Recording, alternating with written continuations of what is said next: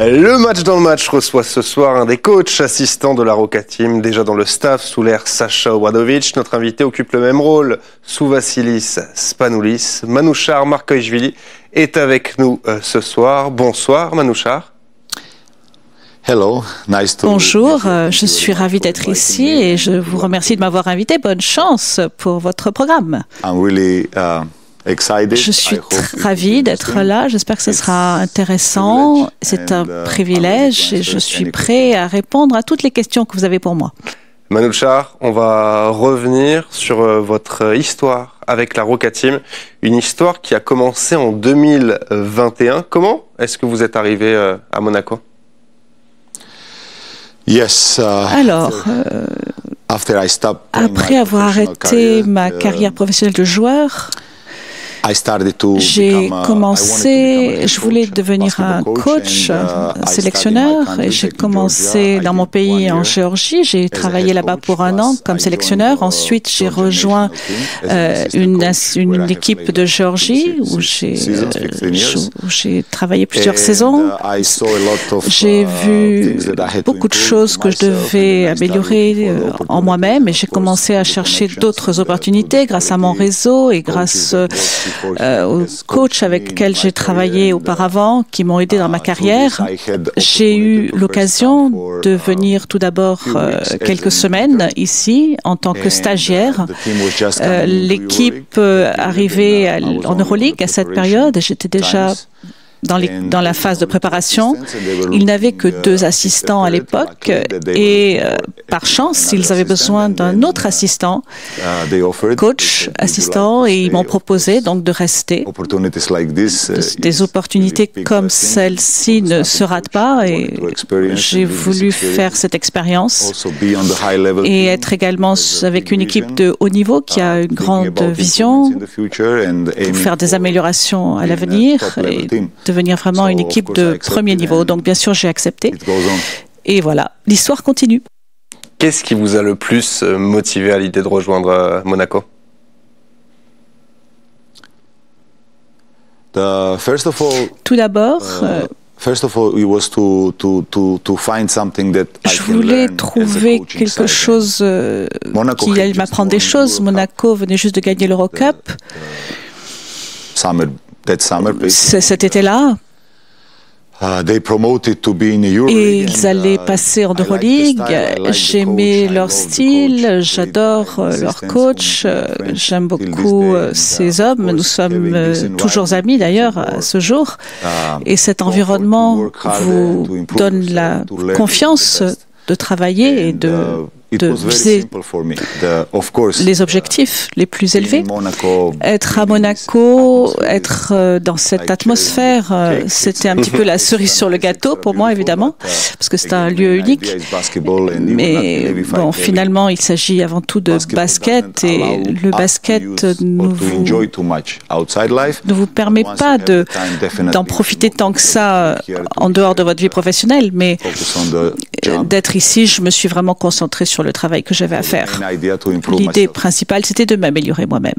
Ça fait donc plus de 3 ans que vous êtes ici à Monaco. Quel est votre meilleur souvenir pour le moment ? On a eu de très bons souvenirs. On a gagné les championnats, on a gagné la coupe, on a obtenu le Final Four. Chaque année, on joue de mieux en mieux. Donc, beaucoup de très bons souvenirs qui vont rester avec moi pour toujours. Mais gagner le championnat, ce sera sûrement le souvenir le plus inoubliable pour moi, car nous avons écrit l'histoire du club. Ça va rester avec moi longtemps. Comment est-ce que vous décririez les relations que vous aviez ou que vous avez encore même avec l'ancien entraîneur désormais de la Roca Team, Sacha Obradovic ?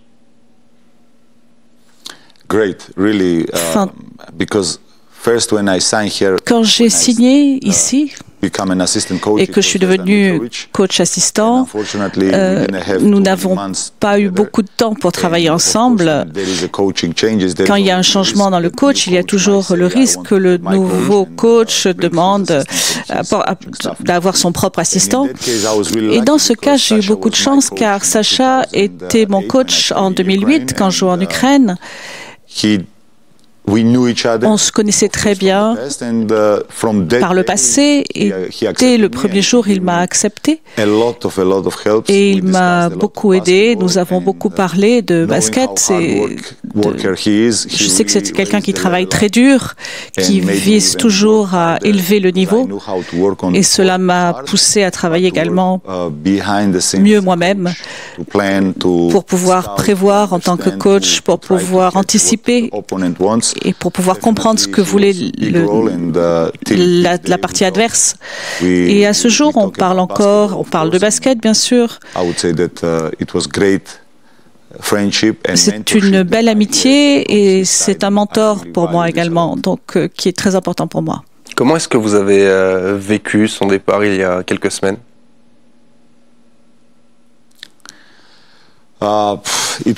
C'était difficile, car comme vous le savez très bien,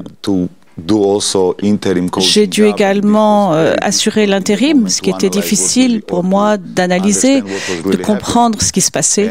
Ce n'était pas une chose facile.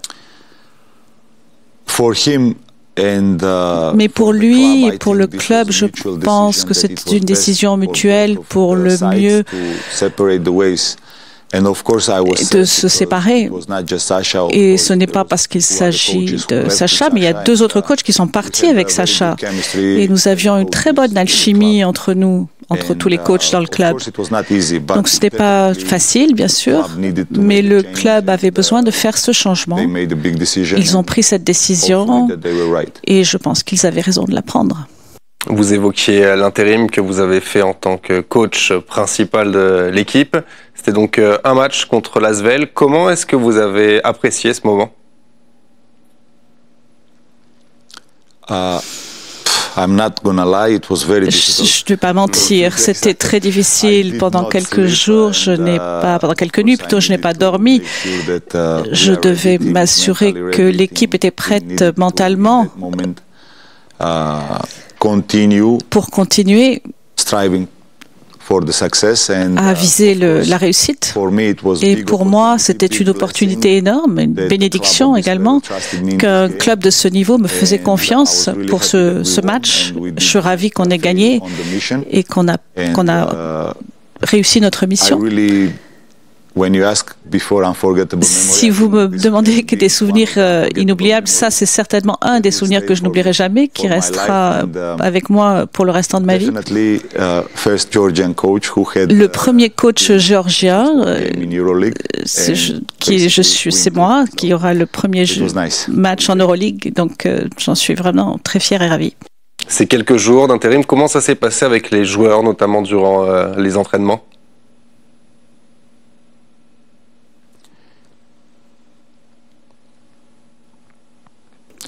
Les gars ont fait un travail formidable. Ils ont compris également, ce sont des joueurs de basket professionnels de très haut niveau et quand des choses comme ça se passent dans un club, ils réagissent comme il faut. Nous avions été ensemble pendant 3 ans, donc ils connaissent ma personnalité, ils savent qui je suis. Ils m'ont beaucoup aidé. Pendant les entraînements, après l'entraînement, quand on anticipait, quand on prévoyait quelque chose, je voyais qu'ils étaient très concentrés, très motivés. Et ils ne m'ont jamais laissé sentir que j'étais un coach débutant qui démarrait. Donc, je leur ai dit que c'était vraiment de grands professionnels.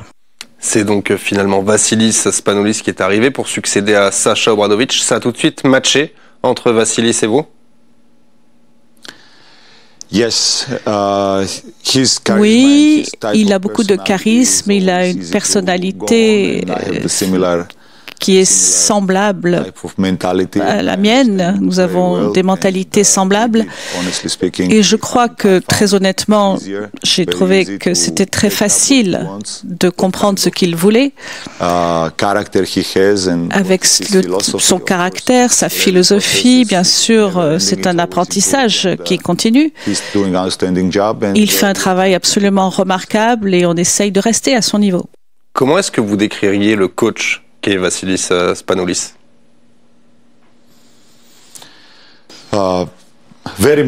Très motivé.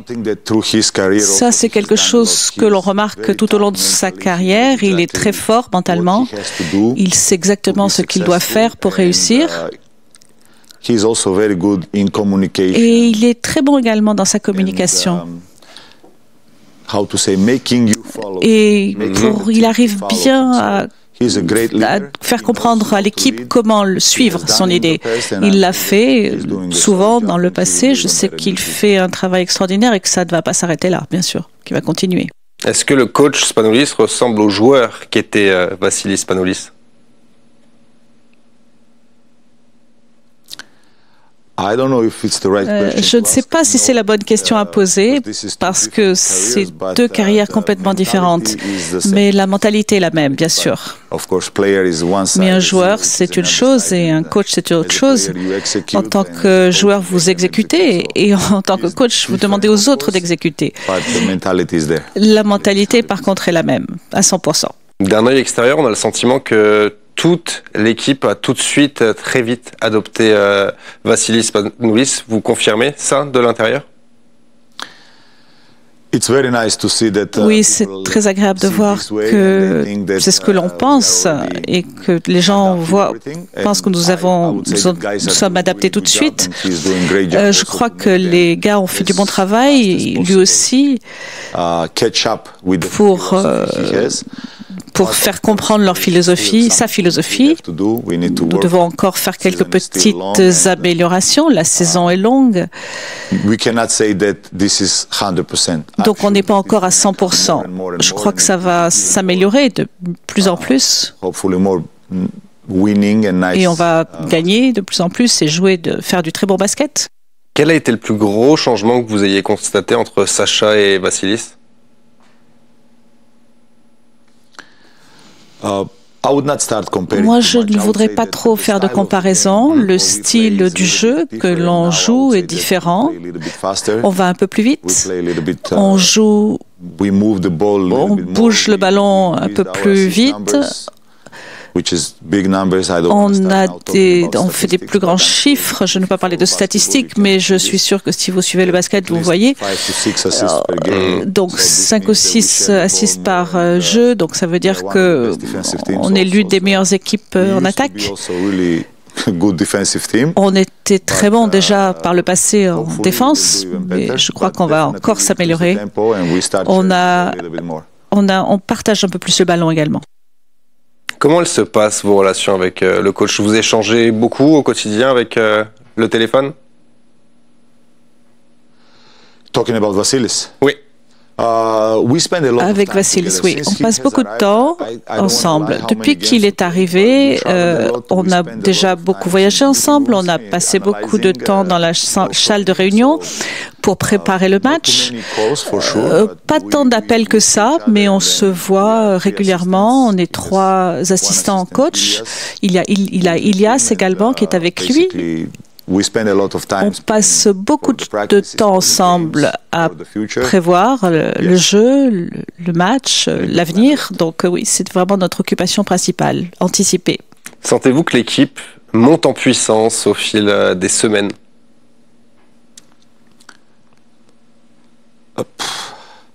Je pense que notre identité se porte bien et je crois que c'est la philosophie que promeut le coach Spanoulis. Parfois, nous avons différents types d'attaquants, différents jeux qui sont différents. Il faut vraiment s'adapter d'un jeu à un autre, mais il faut qu'on améliore notre jeu pour pouvoir mettre en pratique la philosophie du coach le plus rapidement possible. Et en tant que joueur, à s'aider aider l'un l'autre. Je crois que dans ce cas, oui, on fait beaucoup de progrès. Parfois, nous manquons un petit peu de consistance et c'est d'ailleurs là-dessus que l'on travaille.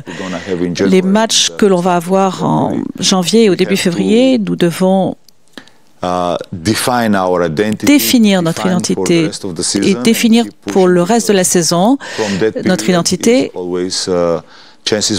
car c'est vraiment la période où vous pouvez avoir les objectifs que vous voulez pour avoir le titre. Donc on est en train de s'améliorer, c'est clair. L'important, c'est d'être en forme pour les moments clés de l'Euroleague, à savoir plus on avance dans la saison, la fin de saison, c'est l'objectif. Tout à fait. L'idée principale est de préparer l'équipe pour les étapes importantes, pour que l'équipe soit en meilleure forme possible. Donc le premier, c'est ce scénario, ce qui va arriver en février. On verra, là c'est là vraiment où on sera prêt à relever les défis. Si vous deviez donner un match référence de l'AS Monaco Basket cette saison, ce serait lequel ?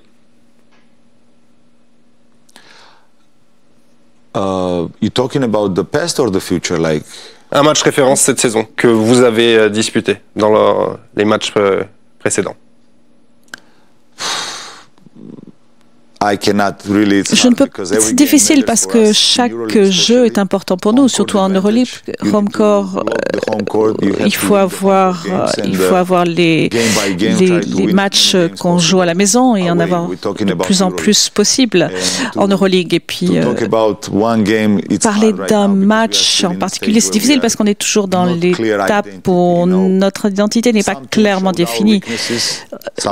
Parfois, on voit nos faiblesses. Je ne vais pas dire le nom des équipes qui ont vu nos faiblesses parce que ça leur donnerait des idées, mais il faut qu'on se prépare le mieux possible pour l'avenir. Il faut qu'on surveille de près ces faiblesses et ça c'est un des premiers jeux qu'on a joué. On a compris ce qu'on voulait faire et ce qu'on ne voulait pas faire. Donc je n'identifierai pas un match en particulier, mais il y a des matchs dont on a beaucoup appris. On est donc à la mi-saison. Comment est-ce que vous sentez l'effectif ? Je pense qu'on fait un bon travail. On est à peu près là où on voudrait être, mais on comprend également, si je parle encore une fois de l'Euroleague, mais il ne s'agit pas que de l'Euroleague. Dans le championnat français, nous devons nous améliorer. Nous devons viser les premières places et nous avons également compris que la saison est longue. Donc se contenter de ce qu'on a fait ne va pas nous aider. Nous devons oublier et avancer match après match, jour après jour.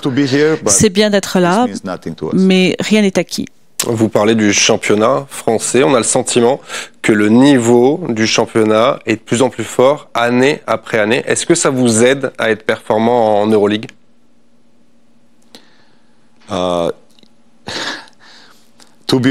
Pour être honnête, oui. Le championnat français, oui, devient de meilleur, bien sûr. Vous voyez avec les résultats de l'an dernier. Et c'est très intéressant de voir cela arriver. Je ne sais pas si ça nous aide parce qu'on est une des meilleures équipes. Je dirais que c'est surtout, si vous prenez les autres équipes de l'Euroleague, pour certaines des équipes, les championnats locaux ne sont pas aussi forts que les nôtres. Par exemple, si vous parlez de l'Espagne ou de l'Italie, je ne veux pas manquer de respect à personne, mais par contre, le championnat français est très compétitif. Donc c'est vrai que ça ne nous donne pas l'occasion de nous relâcher à aucun moment. Et ça nous aide pour l'Euroleague. C'est un challenge et on est vraiment prêt à le relever. En championnat, lors de chaque journée, vous êtes l'équipe à abattre. Les autres clubs veulent forcément s'offrir le scalp du champion Monaco. Comment est-ce que vous le vivez ? Oui, on sait ça et c'est un privilège. On doit se considérer comme ayant beaucoup de chance parce que tout le monde veut nous battre. On est l'équipe à abattre. Mais dans notre mentalité, dans notre tête, on veut protéger qui on est, on veut protéger notre identité. Et on veut rester fier de qui on est. Et ne laisser personne nous battre et nous dire qu'ils sont meilleurs que nous et qu'ils mériteraient d'être à votre place.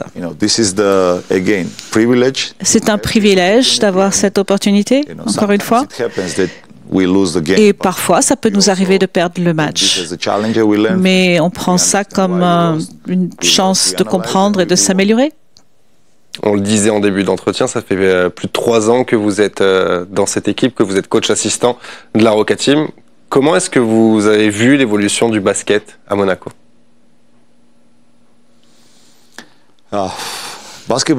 Le basket, je dirais sous l'ère de Sacha, et si je suis également Monaco par le passé, je ne sais pas, on est passé de 2e, 3e division, ensuite première, ensuite on a gagné plusieurs Eurocup, ensuite on a gagné l'Eurocup. Donc quand vous franchissez toutes ces étapes les unes après les autres, c'est un peu l'histoire de Cendrillon, n'est-ce pas? C'est un peu comme un conte de fées. Et ça montre également que c'est une organisation solide et sérieuse et que la principauté a beaucoup agi pour maintenir le club à ce niveau, qui se voit pas seulement si on regarde les titres que l'on doit remporter, mais également les joueurs que l'on attire dans cette équipe. Et je crois que ça, c'est une des meilleures preuves que l'on a à ce jour au niveau européen. C'est un endroit où les joueurs ont envie de jouer. Donc, faire évoluer le basket année après année, je sais que le club a des objectifs très élevés. Et je crois qu'ils ont vraiment des objectifs très élevés, c'est extraordinaire. Merci beaucoup, Manouchar, d'avoir été notre invité. On vous souhaite bien évidemment plein de réussites avec la Roca Team pour cette saison, avec plein de titres, plein de victoires sur la scène nationale et forcément sur la scène continentale. Merci beaucoup, c'était un plaisir d'être avec vous et je vous souhaite également bonne chance et espère vous voir prochainement. Et merci à vous de nous avoir suivis. Le sport revient très très vite sur l'antenne de TV Monaco. Excellente soirée à toutes et à tous. Salut.